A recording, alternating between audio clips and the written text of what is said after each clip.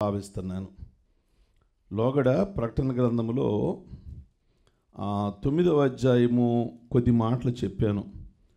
9వ అధ్యాయములో 5వ బూర గురించి మాట్లాడాము.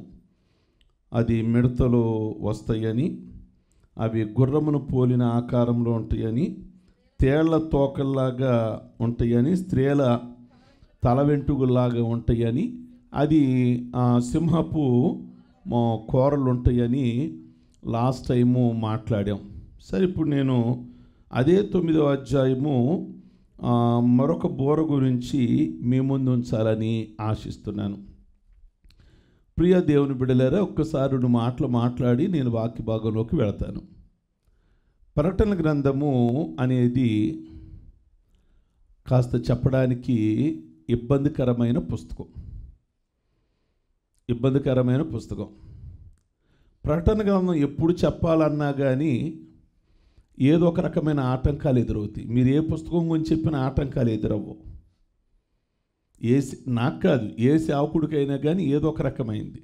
సాతాను సీక్రెట్స్ అన్నీ ప్రకటన గ్రంథంలో ఉన్నాయి. కనుక జనాలు గమనింపులోకి తీసుకొస్తే నా ఉనికిని కోల్పోతానేమో. కనుక మీరు ఏ పుస్తకమైనా మాట్లాడుకోండి, కావాలంటే మీకు నేను సహకరిస్తా.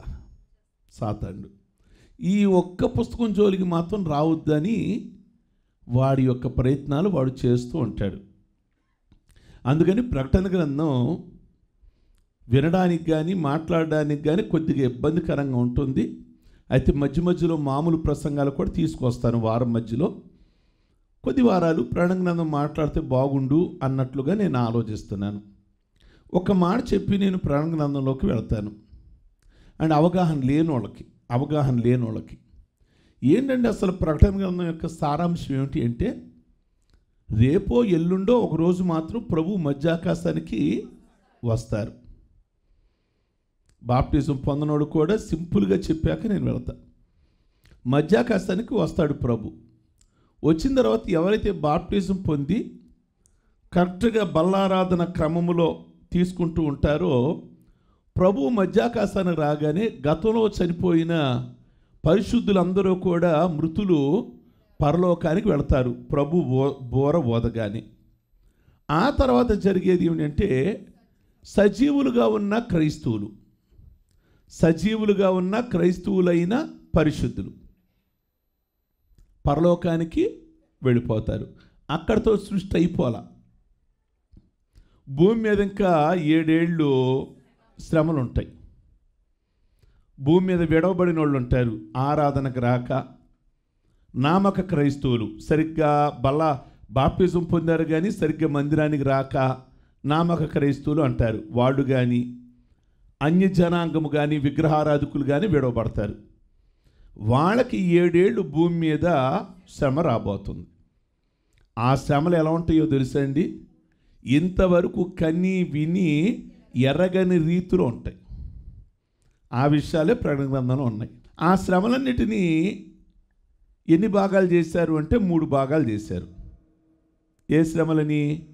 ఈ భూమి మీద ఎవరైతే విడవబడతారో వాళ్ళ మీదకి వచ్చే శ్రమలని 3 భాగాలు చేశారు. ఆ 3 భాగాలలో ఒకటి 7 ముద్రలు, 7 బూరలు, 7 పాత్రలుగా చేశారు. ఫస్ట్ ఒక ముద్ర విప్పుతారట, భూమి మీదకి ఒక శ్రమ రాబోతుంది. 2వ ముద్ర విప్పుతారంట పరలోకంలో, 2వ శ్రమ అంటే మొదటి దానికంటే హెవీగా ఉంటుంది. 3వ ముద్ర భయంకరమైన శ్రమ, 4వ ముద్ర, 5వ ముద్ర, 6వ ముద్ర, 7వ ముద్ర అయిపోతాయి. తర్వాత ఇంకా డోస్ ఎక్కువ పెంచుతాడు. 7 బోర్లు. ఒక బోర్ వదగానే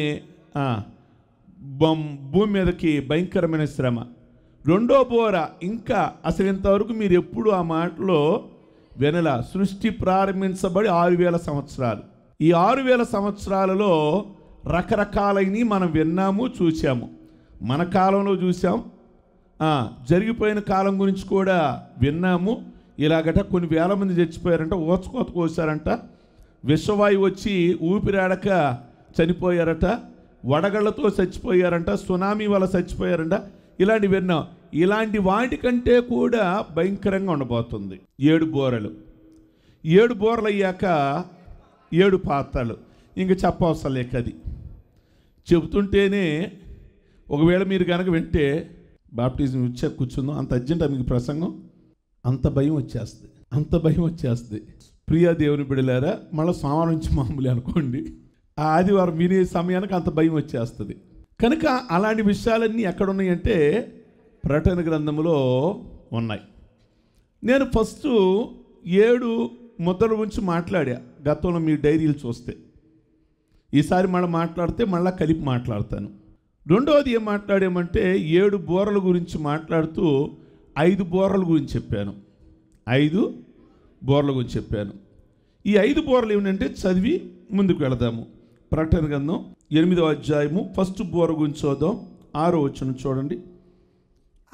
అంతటా 7 బూరలు పట్టుకొని ఉన్న ఆ 7 దూతలు ఊదుటకు సిద్ధపడి, మొదటి దూత బోర ఊదినప్పుడు రక్తముతో మిళితమైన వడగండ్లును అగ్నియు పుట్టి భూమి పైన పడవేయబడెను.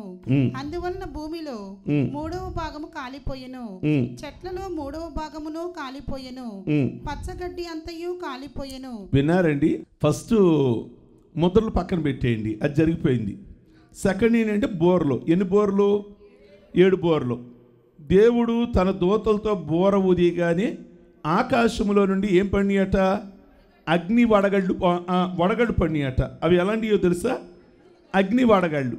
భూమి మీద అగ్ని వడగళ్ళు రక్తంతో కూడినవి పడేసరికట భూమి మీద పచ్చగడ్డంతా కాలిపోయింది. ఈ అధ్యాయంలో ప్రత్యేకంగా మనం అనలైజ్ చేసుకోవాల్సింది ఏంటంటే 3వ భాగము కాలిపోయిను. చెట్లలో కానీ గడ్డిలో కానీ 3వ భాగము అంటే మనుషులకు అంత హాని ఏమీ లేదు. రెండవ దూత బోర ఊదినప్పుడు అగ్ని చేత మండుచున్న పెద్ద కొండ వంటిది ఒకటి సముద్రములో పడవేయబడిను. అందువలన సముద్రములో 3వ భాగము రక్తమాయెను. సముద్రములోని ప్రాణము గల జంతువులలో 3వ భాగము చచ్చెను. ఓడలలో 3వ భాగము నాశనమాయెను. చాలండి ప్రియ దేవుని బిడ్డలారా, 2వ బోర ఊదగానే ఏం జరిగింది అంటే ఆకాశంలో అగ్ని చేత మండుచున్న పెద్ద కొండ వంటిది వెళ్ళి సముద్రంలో పడిందట. ఎప్పుడైతే సముద్రంలో పడిందో ఆ సముద్రంలో జలచరాలన్నీ కూడా, చేపలు కానీ అవన్నీ కూడా 3వ భాగము చనిపోయింది. ఇంకేమైంది అంటే ఓడలలో 3వ భాగము నాశనము.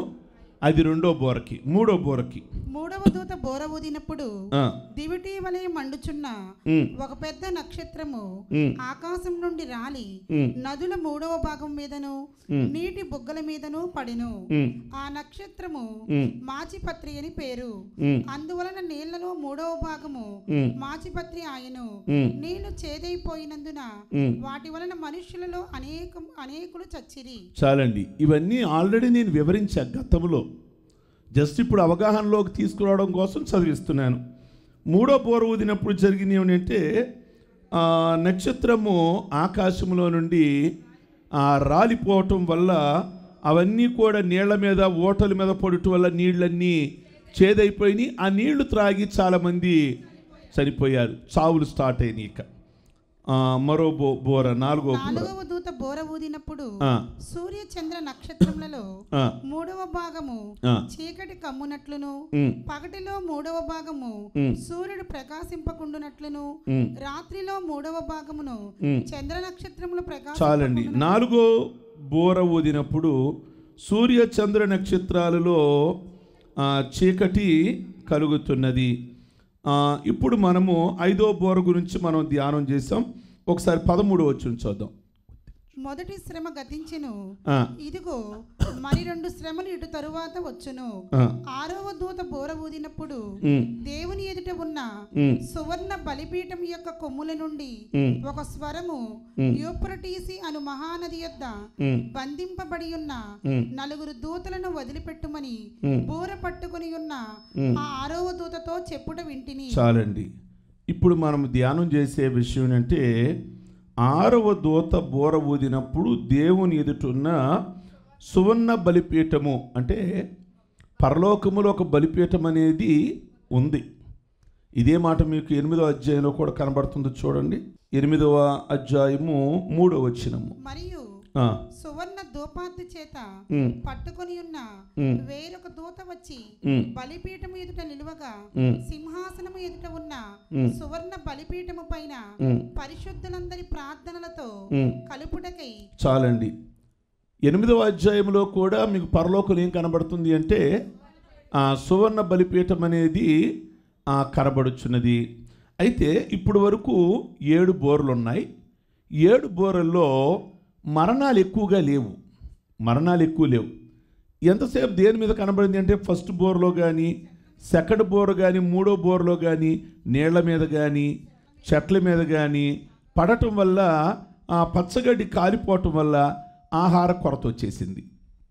ఆహార కొరత, ఆ విధంగా ప్రకృతి నష్టమైపోయింది. ప్రజలకి కాస్త ఇబ్బంది, కరువు అనేది వచ్చింది. 2వ బోర ఊదటం వల్ల ఏం జరిగింది అంటే సముద్రంలో ఉన్న జలచరాలన్నీ చనిపోయాయి. ఆ నీళ్లు కూడా రక్తంలాగా అయిపోయాయి. త్రాగటానికి ఇబ్బంది అయిపోయింది. 3వ దూత బోర ఊదినప్పుడు ఒక నక్షత్రం వచ్చి పడుట వల్ల నీటి బొగ్గలన్నీ కూడా చేదైపోయాయి. నీళ్లు లేక జనాలు నీళ్లు తాగి చనిపోయారు కాస్త. 4వ బోర ఊదినప్పుడేమో చీకటి, పగల కూడా ఎలా అయిపోయింది అంటే భయంకరమైన చీకటి అయిపోయింది. అంటే ఏ నిమిషానికి ఏం జరుగుతుందో కూడా ఏమీ తెలియని పరిస్థితి ఆ దినాలలో విడవబడిన వారికి. మనకు కాదు. మనం గనక మన విశ్వాసాన్ని కాపాడుకొని మన ఆత్మీయతను కాపాడుకుంటే మనం 7 ఏళ్ళు ఎక్కడ ఉంటాము అంటే పరలోకంలో విందు జరుగుద్ది. అక్కడేమో విందు విలాసాల్లో ఉంటాం. విడవబడిన వాళ్ళేమో ఎంత భయంకరంగా ఉంటారు ఆ దినాలలో అని అంటే. ఆ మాట ఒకసారి మీరు చూస్తే 4 బోర్లోకే 13వ వచనం చూడండి. 8:13. మరియు నేను చూడగా ఆకాశ మధ్యమున ఒక పక్షిరాజు ఎగురుచు బూరలు ఊదబోచున్న ముగ్గురు దూతల బూరల శబ్దములను బట్టి భూ నివాసులకు అయ్యో అయ్యో అయ్యో అయ్యో అయ్యో అయ్యో అని గొప్ప స్వరముతో చెప్పుట వింటిని. జాగ్రత్తగా గమనించండి. ఇందాక ఎన్ని బోర్లు అయ్యాయి? అక్కడికి 4 బోర్లు అయ్యాయి. ఇంకెన్ని బోర్లు ఉన్నాయి? 3 బోర్లు ఉన్నాయి. ఎన్ని అయ్యోలు ఉన్నాయి? 3 అయ్యోలు ఉన్నాయి. విన్నారు? అర్థమైందా? 4 బోర్లు 1 by 1 ఊదిన తర్వాత చాలా భయంకరమైన వాతావరణాలు కనబడ్డాయి. వెంటనే 5వ బోర ఓదాలి, 6వ బోర ఓదాలి, 7వ బోర ఓదాలి. 3 బోర్లు ఉన్నాయి. ఆ 3 బోర్లకి ముందు ఏం కనబడుతుంది అంటే 3 అయ్యోలు ఉన్నాయి. ఒక్కొక్క 5వ బోర ఊదినప్పుడు అయ్యో ఎంత భయంకరంగా ఉండబోతుందో తెలియజేసింది ఆకాశంలో పక్షి. 6వ బోర ఊదితే ఎంత అయ్యో ఎంత భయంకరంగా ఉండబోతుందో తెలియజేసింది. 7వ బోర ఊదితే ఎంత అయ్యో ఉంటుందో మనకు 5వ బోరలో అర్థమైపోయిందా?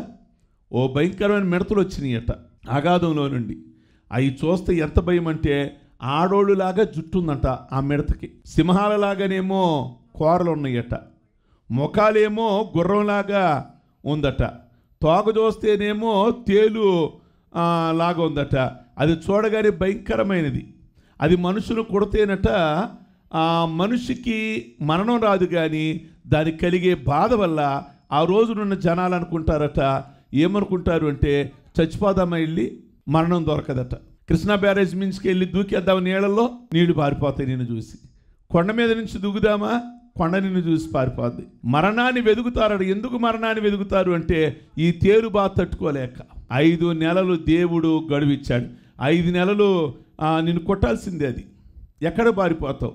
ఇంట్లో తలుపులు వేసుకుంటావా, తేలొచ్చుకుంటుంది.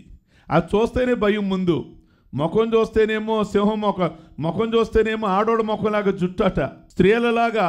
కూరలు చూస్తేనేమో సింహాలలాగా. కనుక అందుకే అయ్యో అని వాడాడు. 6వ బోర చూస్తే ముందులోని ఏం తెలియజేశాడు అంటే అయ్యో అని తెలియజేశాడు.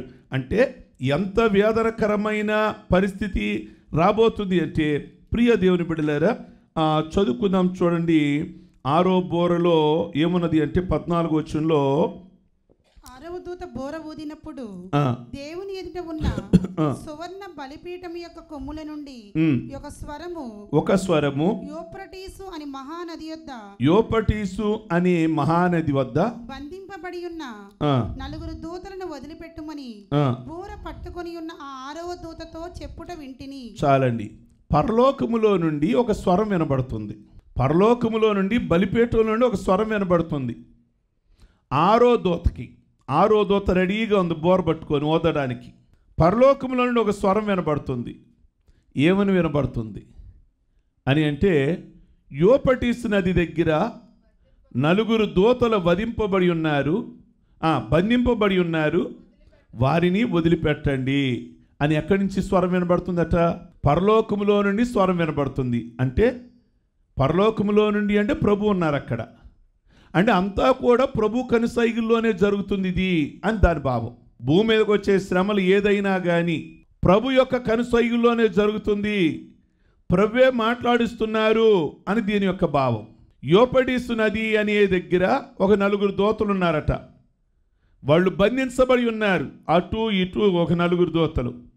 వారిని విడిచిపెట్టండి అనేది వినబడుతుంది పరలోకంలో. ప్రియ దేవుని బిడ్డలారా, మంచి దూతలైతే ఎందుకు బంధించబడతారు? వాళ్ళు ఎప్పటి నుంచో ఉన్నారు 4 దూతలు యూఫ్రటీసు నది దగ్గర. ఆ 4 దూతలు ఎవరై ఉండొచ్చు? గతములో పడిపోయిన దూతల? ఒకప్పుడు దేవుని మాట వినకుండా పడిపోయింది ఒక దూత, లూసిఫర్. వాడి అనుచరుల ఈరోజు భూమి మీద 4 దూతలు ఉన్నారు, వాళ్ళని వదిలేయండి అని పరలోకంలో ఒక స్వరం వినబడుతుంది.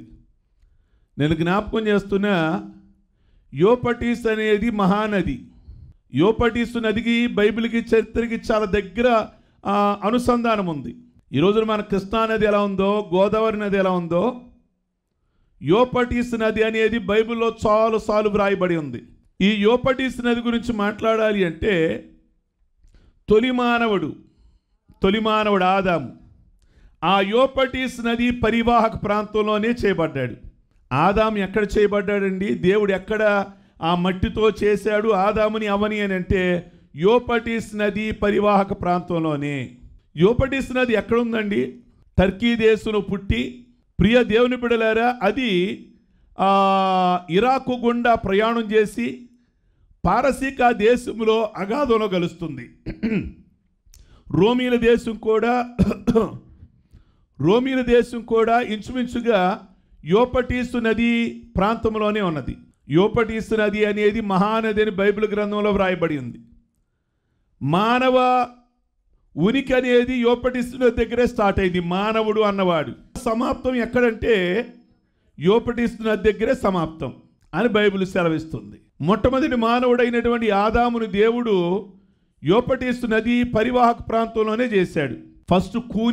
ఫస్ట్ హత్య జరిగిన ప్రదేశం, అన్న తమ్ముడిని చంపడం, కయ్యోని హేబేలుని చంపడం యూఫ్రటీసు నది దరిదాపుల్లోనే జరిగింది. ఆదాము కొడుకులైన కయ్యోను హేబేలును చంపడం అనేది యూఫ్రటీసు నది దగ్గరలోనే జరిగింది. ప్రియమైనటువంటి దేవుని బిడ్డలారా, గమనించడంగా మనం బైబిల్లో గనక జ్ఞాపకం చేసుకుంటే,